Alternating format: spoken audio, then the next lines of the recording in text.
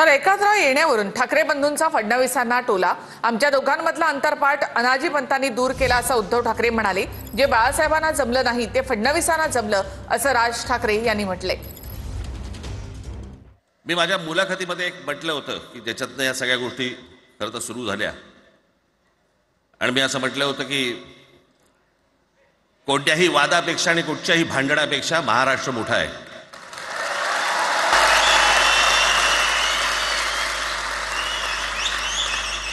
आज जवळपास 20 वर्षानंतर मी आणि उद्धव आम्ही एका व्यासपीठावरती आज येतो आहोत।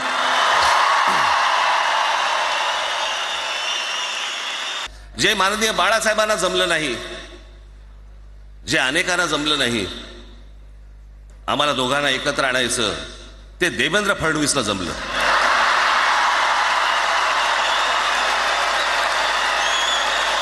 आमच्या दोघांमध्ये जो काही अंतरपाठ होता तो अनाजी पंतांनी दूर केला।